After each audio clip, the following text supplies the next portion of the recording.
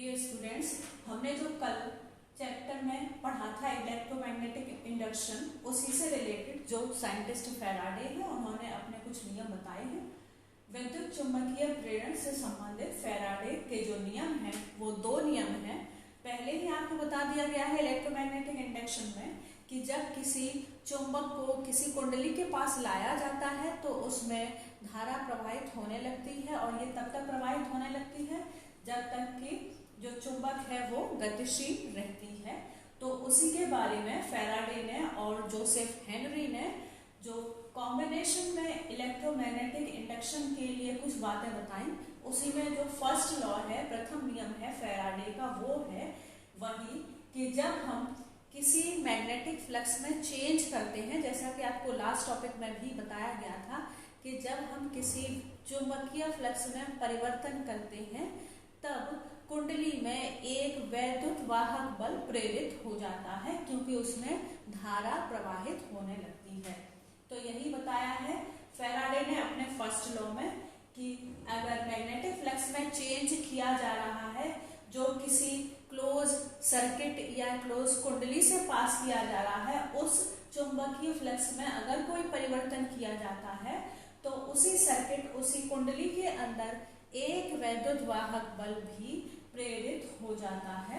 और दूसरे नियम में उन्होंने ये बताया है कि जो वैद्युत वाहक बल है वो चुंबकीय फ्लक्स के परिवर्तन की दर के सीधे समानुपाती होता है। दूसरे नियम में उन्होंने क्या बताया है कि जो इलेक्ट्रोमोटिव फोर्स है जो इंड्यूस हो जाता है इनसाइड क्लोज सर्किट और कुंडली, वो किसके बराबर होता है?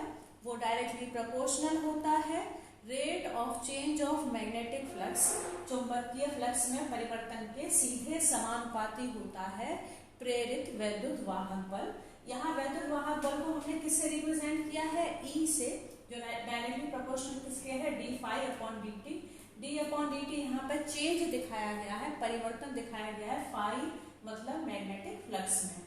यहाँ जब हम प्रोपोर्शनल का साइन हटाते हैं तो कांस्टेंट आता है k, और माइनस साइन इसलिए आता है कि जो वैद्युत वाहक बल है कुंडली में उसकी दिशा हमेशा ही विपरीत होती है चुंबकीय फ्लक्स के। The direction of EMF is opposite to the direction of magnetic flux।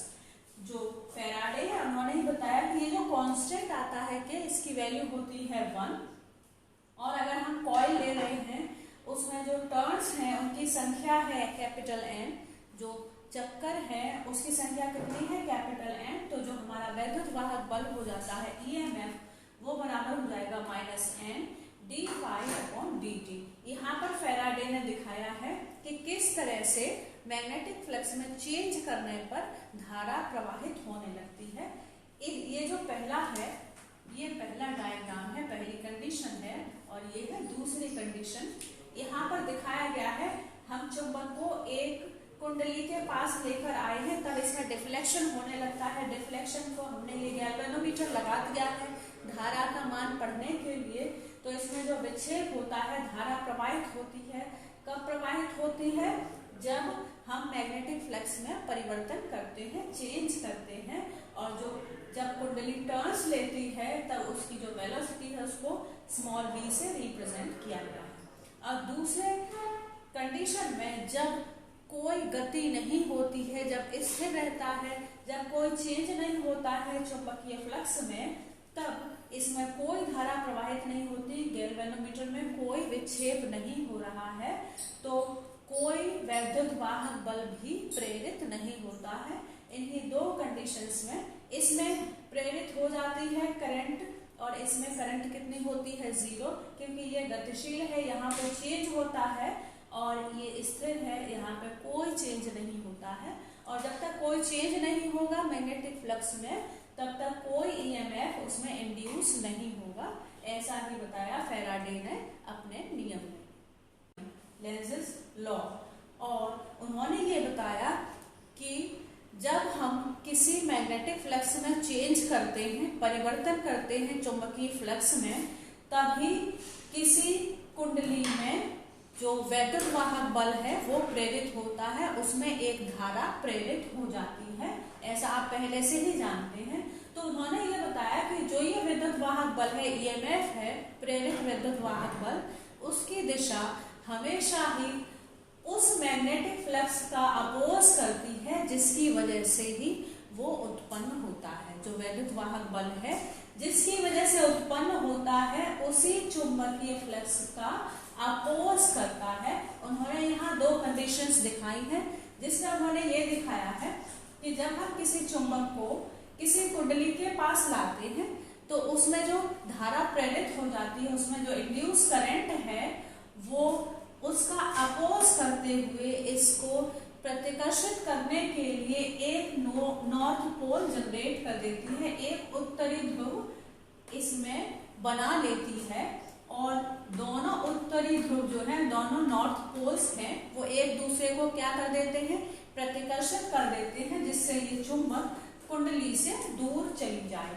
लेकिन जो धारा की दिशा है वो क्या करती है, वो इसमें एक साउथ पोल को जनरेट कर देती है, एक दक्षिणी ध्रुव बना लेती है, जिससे जो साउथ पोल है और जो नॉर्थ पोल है वो दोनों एक दूसरे को अट्रैक्ट कर देते हैं, और जो चुंबक है वो कुंडली के पास आ जाती है, उसको अट्रैक्ट कर लेती है। तो यही दिखाया है लेंज ने अपने नियम में कि किस तरह से जो धारा है वो अपोज करती, जो प्रेरित धारा है, जो प्रेरित विद्युत वाहक बल है, वो अपोज करता है इस चेंज का जो होता है मैग्नेटिक फ्लक्स में। लेकिन जो धारा की दिशा है वो क्या करती है, साउथ पोल को जनरेट करके नॉर्थ पोल को अट्रैक्ट कर लेती है, जिससे चुंबक जो दूर जा रहे होते हैं प्रतिकर्षित होकर यहाँ पर वो उसके पास आ जाती है, उसको अट्रैक्ट कर देती है। यहाँ गैल्वेनोमीटर में हमने क्या दिखाया है, डिफ्लेक्शन दिखाया है इलेक्ट्रिक करंट में, और डायरेक्शन को हमने एरो से शो किया है दोनों ही कंडीशंस में। जो वेलोसिटी है उसको v से रिप्रेजेंट किया गया है। तो लेंज ने अपने नियम में जो डायरेक्शन है इलेक्ट्रोमोटिव फोर्स की और जो डायरेक्शन है इलेक्ट्रिक करंट की, उसको रिप्रेजेंट किया है जब मैग्नेटिक फ्लक्स में चेंज होता है तब। नेक्स्ट टॉपिक है motional EMF, motional electromotive force, गतिमान वैद्युत वाहक बल। जब हम किसी कंडक्टर को एक यूनिफॉर्म मैग्नेटिक फील्ड में रख देते हैं, जब हम किसी चालक को एक समान चुंबकीय क्षेत्र में रख देते हैं, तो उस पर एक वैद्युत वाहक बल उत्पन्न हो जाता है, एक इलेक्ट्रोमोटिव फोर्स प्रोड्यूस हो जाता है अक्रॉस द कंडक्टर। उसी इलेक्ट्रोमोटिव फोर्स को हम क्या कह देते हैं, मोशनल ईएमएफ। क्योंकि आपको पहले ही बताया है जब कोई चालक स्थिर रहता है तब तक उसमें कोई चुंबकीय बल उत्पन्न नहीं होता है, जब वो गति करने लगता है तभी चुंबकीय बल लगता है, और तभी जो ईएमएफ उसमें प्रोड्यूस होता है उसको ही हम क्या कह देते हैं, गतिमान वैद्युत वाहक बल, मोशनल ईएमएफ। और इसको ई से रिप्रेजेंट करते हैं, ये बराबर होता है बी। यहाँ पे कैपिटल बी है मैग्नेटिक फील्ड, जो यूनिफॉर्म मैग्नेटिक फील्ड क्या है, एक समान चुंबकीय क्षेत्र। एल है चालक की लंबाई, जो लेंथ ऑफ कंडक्टर है उसको स्मॉल एल से रिप्रेजेंट किया है, और क्योंकि ये गतिमान है, गति कर रहा है, स्थिर नहीं है, तो उसका जो गति करने के लिए वेग है, वेलोसिटी है, उसको स्मॉल v से रिप्रेजेंट किया गया है। और अगर उसमें प्रेरित वैद्युत वाहक बल उत्पन्न होता है तो प्रेरित धारा भी उत्पन्न होती है, और जो इंड्यूस्ड करंट है उसको हम इस तरह फाइंड आउट कर सकते हैं। ओम के नियम में आपने पढ़ा था V बराबर होता है IR, ये है इलेक्ट्रिक पोटेंशियल, ये है इलेक्ट्रिक करंट और ये है रेजिस्टेंस। ऐसा ओम के नियम से हमने फाइंड आउट किया था। यहाँ से जो धारा है वो बराबर हो जाती है V/R। हमने किरचॉफ के नियम भी पढ़े थे, और किरचॉफ के दूसरे नियम में ऐसा बताया गया था कि जो पोटेंशियल है, वैद्युत विभव है, वो बराबर होता है वैद्युत वाहक बल के, इलेक्ट्रोमोटिव फोर्स के। तो इसीलिए हमने V की जगह क्या रख दिया है E, तो I बराबर किसके हो जाएगा, E/R।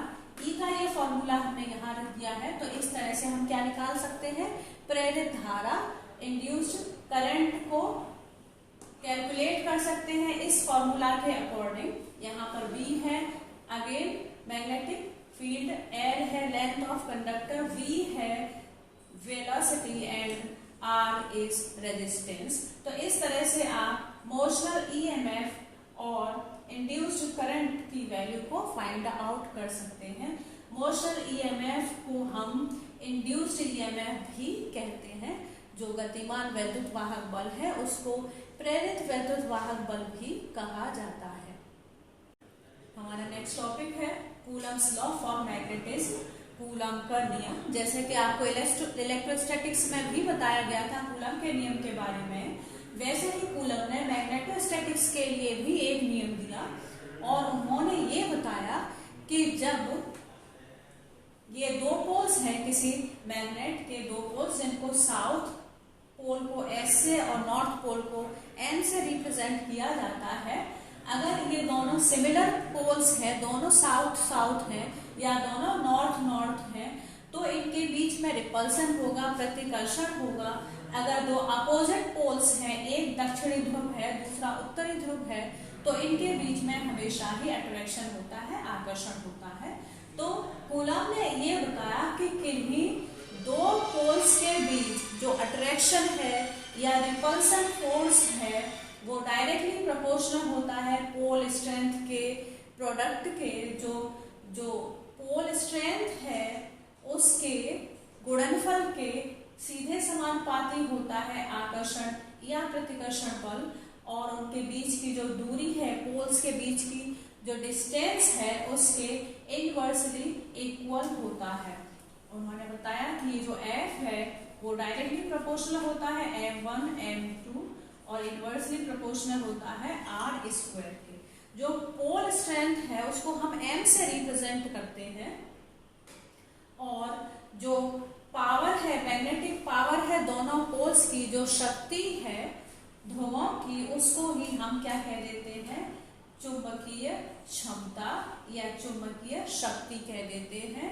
जब हम किन्हीं दो पोल्स की बात कर रहे होते हैं, किसी एक चुंबक के दो पोल्स की बात कर रहे होते हैं, तो पोल्स की जो चुंबकीय शक्ति होती है उसको हम M से रिप्रेजेंट करते हैं, उसको ही हम क्या कह देते हैं, मैग्नेटिक स्ट्रेंथ कह देते हैं।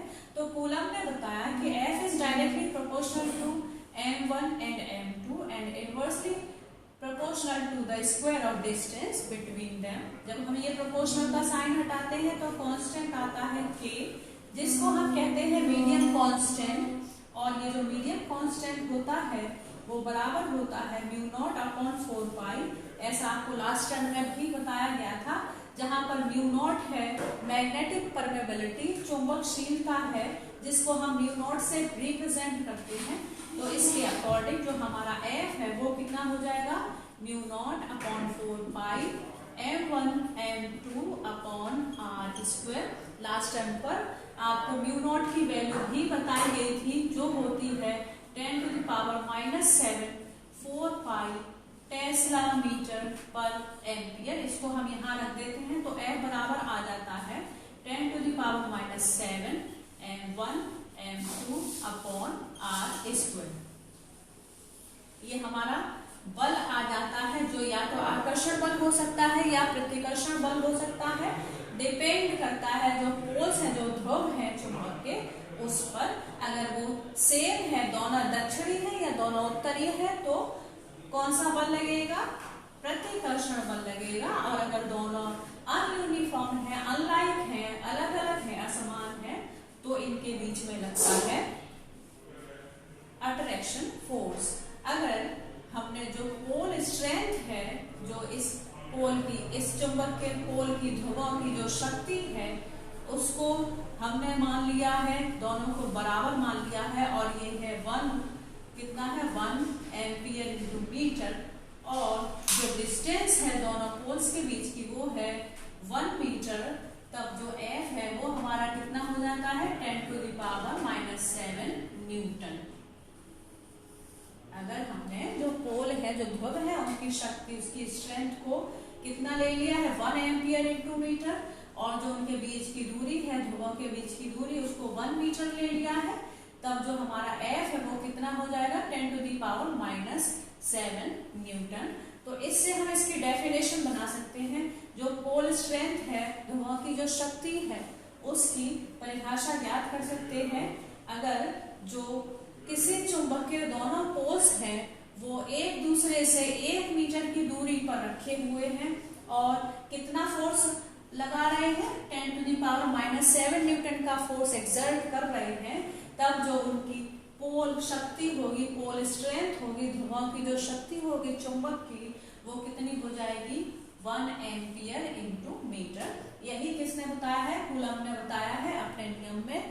उन्होंने किसके बारे में इंट्रोड्यूस कराया है, पोल स्ट्रेंथ के बारे में, जो ध्रुवों की शक्ति है उसके बारे में इस नियम में इंट्रोड्यूस कराया है। और उन्होंने बताया है कि जो पोल की शक्ति होती है वो 1 एम्पियर इंटू मीटर होती है अगर दोनों ध्रुवों के बीच की दूरी 1 मीटर हो और उनके बीच में जो आकर्षण या प्रतिकर्षण बल है वो हो 10⁻⁻7 न्यूटन। तब जो पोल स्ट्रेंथ है, ध्रुवों की शक्ति है, वो होती है 1 एम्पियर इंटू मीटर। यही बताया है कूलम ने अपने नियम में। चैप्टर का हमारा नेक्स्ट टॉपिक है गॉसियस लॉ ऑफ मैग्नेटिज्म। गॉसियस का जो लॉ है मैग्नेटिज्म के लिए, गॉस एक साइंटिस्ट थे, उन्होंने इलेक्ट्रोस्टैटिक्स के लिए भी एक नियम दिया है, वैसे ही उन्होंने मैग्नेटोस्टैटिक्स के लिए भी एक नियम दिया जिसको ही कहते हैं गॉसियस लॉ फॉर मैग्नेटिज्म।